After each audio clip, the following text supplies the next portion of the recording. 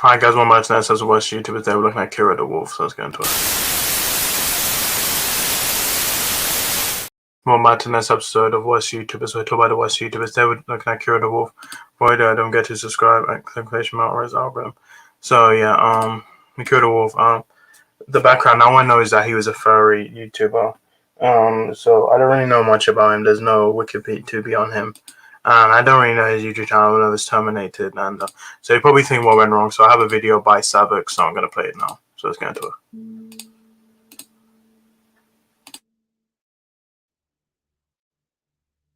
Joshua Huffman is a YouTuber and furry who began uploading in 2012. He apparently got into the furry fandom after being introduced to it by his friend, Levi Dane Simmons, aka Snake Thing, who, as it turns out, is actually an absolutely awful human being as well. He isn't a YouTuber, hence why he doesn't have his own entry on here, but he's probably the worst person I've mentioned so far, as he's actually serving 25 years in prison right now for doing some disgusting acts with both animals and children. The fact that Joshua would associate with someone like him should serve as a bit of foreshadowing to what he himself is actually like. For the first few years on his time on YouTube as Kero the Wolf, Joshua was only really well known in the furry community until 2017, when Shane Dawson was approached by his friend Ashley Fox to make a video in the furry community, and the furry who would be showcased in this video was Kero the Wolf. Okay, here is my plan. I want to talk to Kero because I have a lot of questions, but also I'm just genuinely interested in this whole world. And I know a lot of you guys are probably judging this. I mean, it is weird, but I feel like maybe once we know more about it, then maybe we'll understand it more. Shane even interviewed Joshua in the video, and one of the questions he asked was whether there was a sexual side of being a furry. Joshua confirmed that there is, but denied that he himself found any sexual gratification from being a furry. You know, there's a big myth or stereotype, I guess, of furries, which is that it's a solely sexual thing. And a lot of you guys say it's not, right? It's not. Honestly, the age variation in furries, it can go anywhere from a person to be 12 years old to like 60 years old. There's a huge range of ages in here. So most of the furry fandom is not a fetish. There is a sexual side to it, but it's not that large. Right. Most of us do it for like a hobby or a lifestyle. Needless to say, Joshua appearing on Shane's channel led to a huge amount of exposure for him, with his channel going from 10,000 subscribers to 90,000 within a month and over 100,000 by the start of 2018. People praised Joshua for shining a positive light on the furry community with his kind words and upbeat personality.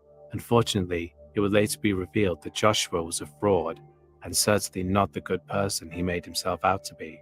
In September 2018, chat logs began making the rounds on Twitter, exposing a zoodonist, necrophiliac, and also pedophilic group of furries who were operating on the encrypted messenger app Telegram. One of the furries exposed in these chat logs was none other than Kero the Wolf. Many of these screenshots show him chatting with Snake Thing, talking about engaging in obscene acts with dead animals. Joshua seemed to enjoy talking about engaging in disgusting acts with roadkill, talking about cub porn, and most disturbing of all, sharing videos of animal snuff films.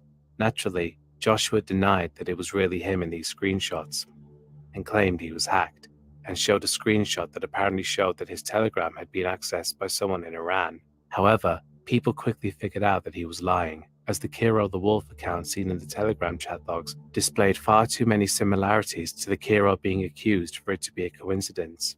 They displayed the same fetishes, lived in the same state, and bragged about how Shane Dawson's video had helped his channel grow.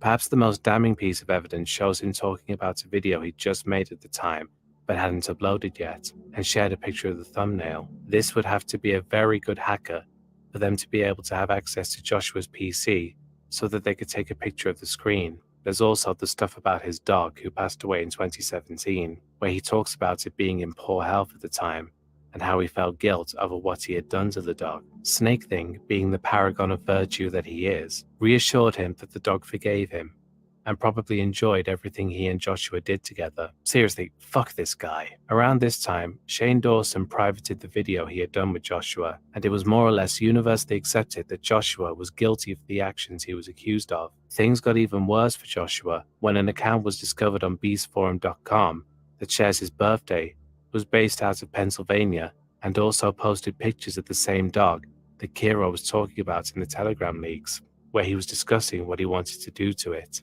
One of the pictures of the dog was also posted to Joshua's Fur Affinity account. He deleted the photos from this account, but by this point, he had already been caught out.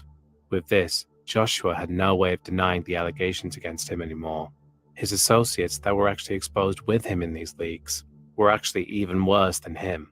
There's the aforementioned Snake Thing, who of course is in prison where he belongs now. But there was also Woof, a Cuban zoophile who pleaded with Kiwi Farms not to dox him after they found out who he was. But once the farms discovers who a criminal is, they will dox them, which is exactly what they did to Woof, leading to thousands of people in Cuba calling for his imprisonment. Though as far as we know, he's still free today. But considering how many people know exactly who he is and where he lives, they're most likely keeping a close eye on him. By far the worst person exposed in these leaks was Tim Wynn, a 61-year-old man who has been making animal snuff films for over 30 years, taking an immense amount of joy in what he does. These are the people Joshua enjoyed hanging out with. These were his friends.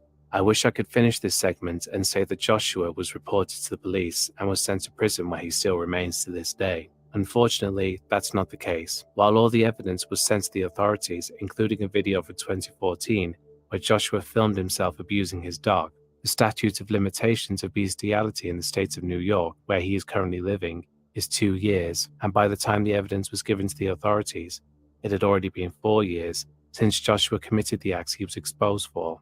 As of today, Joshua has returned to YouTube and is semi-active, though his channel doesn't get anywhere near the views he was once getting in his prime.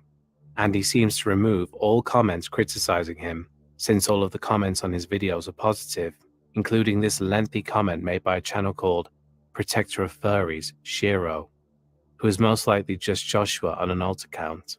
It really is infuriating that Joshua and almost all of his accomplices have seemingly escaped any consequences for their disgusting actions, with Snake Thing being the only exception. For all we know, Joshua, Woof, and Tim Wynn are still out there, abusing animals for their own sick pleasures. I just can't wrap my head around how zoophiles can take a look at something like a puppy and want to do such horrible things to it. Dogs are called man's best friend for a reason. They're loyal animals who just want to make their owners happy and to be looked after in return. Dogs should be seen as friends and even members of the family, not objects to be used for some sick freak's depraved fantasies. The bottom line is, zoophiles should absolutely not be allowed on YouTube promoting their disgusting interests. If they've acted on their urges, they should be in prison, and if they haven't acted on them, they need some serious mental help. In Kero the Wolf's case, he should absolutely be in prison right now. Some insane people still support him, but everyone else now knows him for what he is, a cruel and depraved monster.